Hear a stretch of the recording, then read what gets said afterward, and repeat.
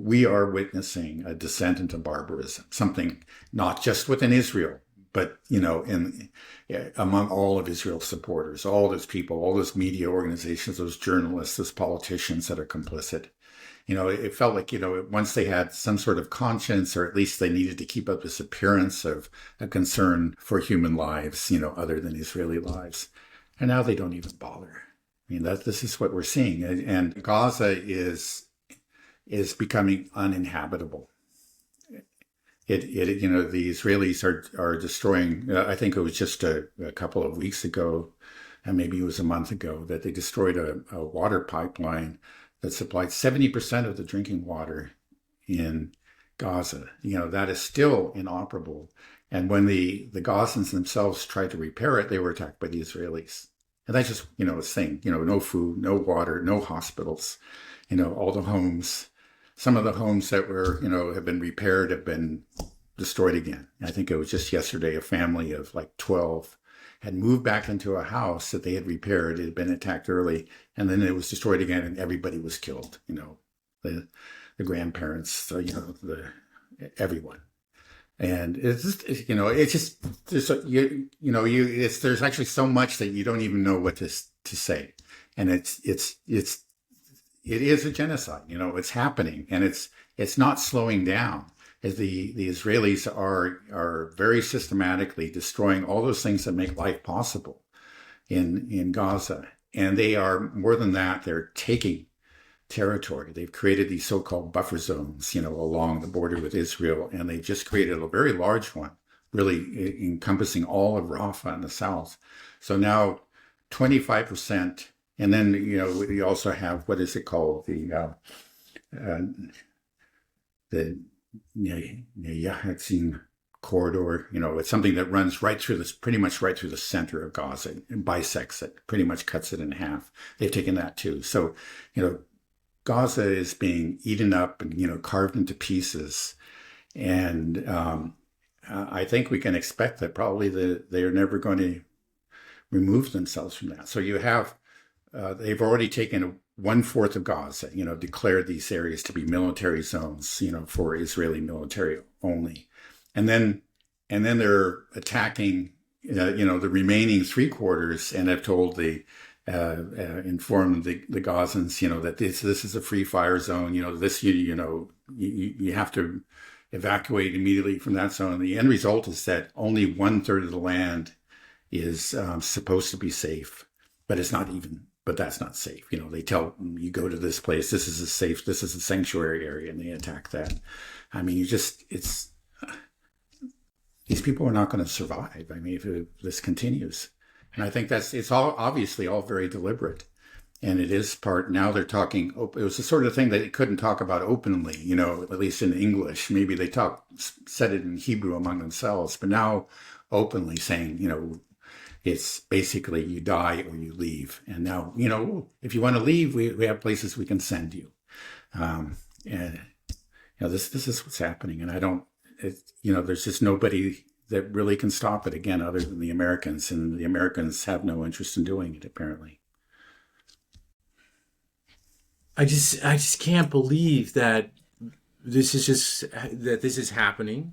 It's been happening for so long, and it's not going to be stopped by anybody. I'm just waiting. Every day I'm just waiting, like somebody's going to stop it. Someone's going to step up. Iran's going to step up. Maybe the Egyptians will rise up. Maybe we'll see the Jordanians.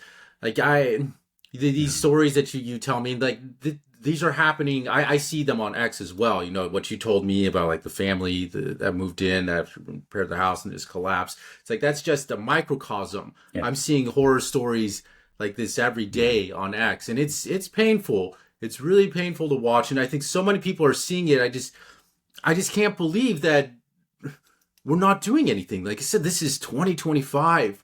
We have all this information at our fingertips, and people you watch it on your phone, and then you just go on with your day. It's strange to me that I can see such horrors every day on my phone, and then I just go to the grocery store and go about my life. And it's affecting me. I know, because sometimes I have trouble sleeping when I see some of these videos at night. I just don't. I just can't believe that you think that it's possible that this is just going to happen. That it's just. Well, I mean, it is happening, but that Yeah, it is happening. we're not going to see somebody step up. Like, surely somebody will. I mean, how could we watch a genocide unfold before our eyes? And I just wonder how we're going to all but we live are. with ourselves. Yeah, we are. Yeah, but right. I mean, what can I just feel like I'm surprised the Middle East hasn't risen up. Sometimes I feel some kind of like I want to do something. But there's very little we can do. And right. we can talk again, about of course, there are certain groups that have, of course, the Houthis, but Hezbollah did too. I mean, and they suffered. They paid a huge price for that. Remember, they fired those rockets into northern Israel, and they did that continuously. And said, "Well, we'll stop when you have, achieve a ceasefire." It's the same thing that the Houthis did, but they ended up paying a terrible price for that. So, there are groups within the Middle East that really have stepped up. And, we have to point to the axis of resistance. Now, again, Iran has done its part by, through its support of these actors like the Houthis and Hezbollah. But there's really not a whole lot more than they can do, that they can do than what they've already done. It seems like, the countries that I would look at, you talk about, you feel this rage. Well, it's clear, there are a lot of people in the Middle East, a lot of Arabs, a lot of Muslims that are feeling, and there's this growing rage and sense of despair and disgust with their own rulers.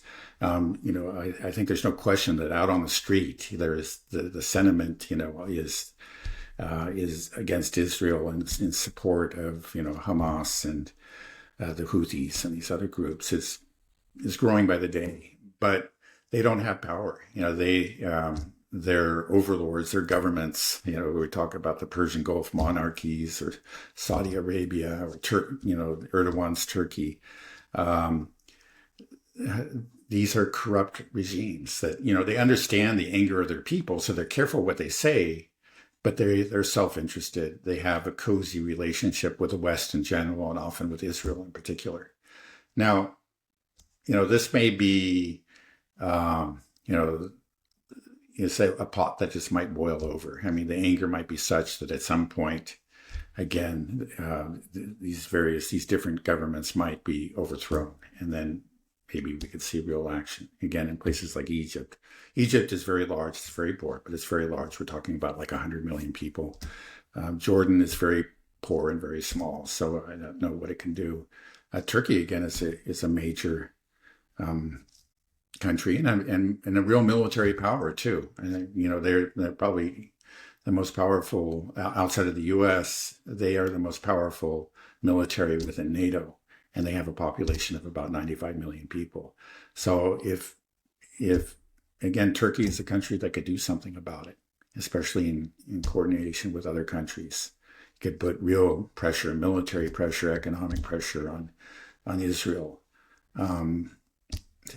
Again, I don't even know if that would succeed because, again, you have the United States on the other side, but it would be something. And there is that anger. So the problem is these corrupt governments that are just too cozy with the West. So what should we hope for? Some one of these corrupt leaders in the Middle East to be overthrown, and then somebody come in and attack Israel, and then should we hope for an all-out Middle East war? I mean, like, there's no good answers, right? I know there's no good. I just don't see this ending well in any case. I don't see a happy ending to this at all.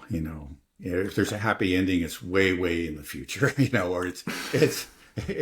Or there will not be a happy ending to this. I'm afraid to say. I don't see how it could be.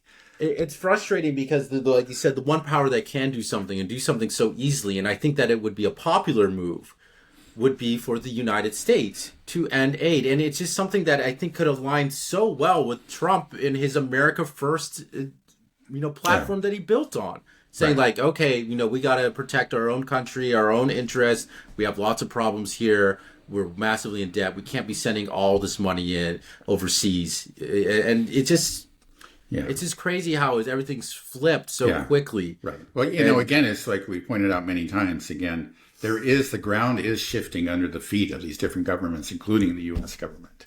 Right? That recent poll, I think you mentioned that, more than half of Americans actually, yeah, what was the language?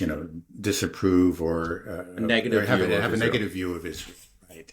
But interestingly, it's mostly on the left, but it's not entirely so. That among young Republican or Republican leading voters, and we're talking about young, it's like 18 through 50 or something, or 18 through 45, something like that. So, we're actually, it's a broad range. I think it goes, well into middle age. Now 50% of them 50% of this group have a negative view of Israel. Now, again, this is huge. And this is, I think it does portend the end of Zionism. Again, Zionism is only possible because of this unconditional American support. And you have to look at those figures and say, oh, this isn't going to last forever. It may not last for even more, I think the only thing that we can really hope for is a real change, is some sort of political revolution within the U.S. I think it's going to come eventually. It just may come too late for Gaza. That's what I'll say. I know I'm it's just thinking, was Israel, what if they get away with it? What if they do, can they get away with it? If they end up exterminating virtually everybody in Gaza and taking over Gaza, then a year later, it's like, oh, that was in the past. We forgot about it. It's out of the news cycle. We don't see it. I don't think so. We've had these images seared into our minds now. It's getting more and more horrifying. At least for me, what I'm seeing now coming out of Gaza seems to be somehow. I mean, I saw some horrible stuff before, but it just seems to be picking up and more people are becoming aware of it. And I think more and more people are becoming aware that Trump is captured by the Zionists. I talked about that Joe Rogan interview between a debate between Dave Smith and Douglas Murray, and how Dave Smith just eviscerated Douglas Murray. And it was beautiful to see. I'm so glad that so many people got to see that and kind of understand, what's going on there. But the next day after that interview, or after that debate, Trump tweeted something on True Social saying like how great Douglas Murray is, and buy his book on basically justifying everything that's going on there, and how this is defending Western civilization. And it just seemed like, his Zionist handler said, uh-oh, this was a blow to our image. Send out this tweet, Mr. President, to protect Israel. And Douglas Murray, it just felt like, we get we're so hyper-partisan in the United States. Everyone gets so geared up for every election. But at the end of the day, you vote for Israel. That's what apparently is what it is. You get Biden, you get Trump. It's all, at the end of the day, you pull off the mask. It's Benjamin Netanyahu behind it. Yeah. Yeah. No, it's essentially true. Again, the only thing we can, positive thing we can say, hopeful thing we can say is that more and more people, many more people now see that. And that's what, the polls are telling us. So it's not going to be forever. But again, I'll just say I think it might be too late for Gaza. What about the West Bank? It's also getting bad there too, and people don't see it. Do you think that they will be able to? I mean, what does Israel think that if they take the West Bank completely, they completely, either exterminate or exile them, ethnically cleanse the land in Gaza and the West Bank, that people will just accept it, that this is now this new Israeli state, that they achieved their dream? But who knows if they're going to stop there, right? They've taken parts of southern Lebanon, they've taken parts of southern Syria.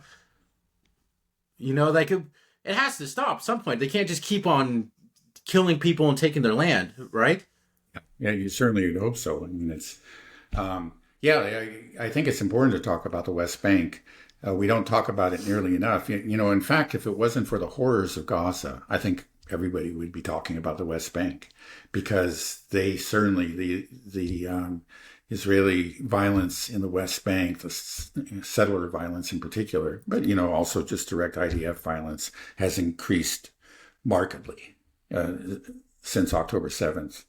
And in fact, there have been more West Bank residents that have become refugees, within their own little piece of land, which is the West Bank, than since 1967. And so it's, the amount of violence, the amount of destruction there is enormous. Again, it just pales in comparison to Gaza, so we don't notice it. But if Gaza didn't happen, West Bank would be in the news all the time. This huge upsurge in violence. What are the Israelis doing? But it's just become, like Gaza's become the new normal, and the West Bank, by comparison, is a peaceful backwater. But it's not peaceful. It's I think, well, clearly, there's been this ongoing process of really slow motion ethnic cleansing that dates all the way back to like 1968, soon after the 1967 war. It's accelerated in the West Bank, and the rumors are that Trump promised Miriam Adelson that he would support, or may directly declare that West Bank was part, of Israel. That, like what he did with the Golan Heights, he would support an outright annexation of the West Bank, and I think there's a very good chance we're going to see that. I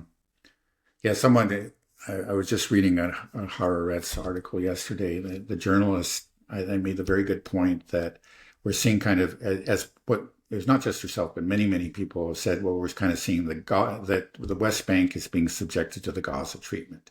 It's not on the same scale, not nearly the same scale, but there are just entire neighborhoods and villages that are just being turned into rubble, in a way that you didn't see before. The advances were much more incremental before.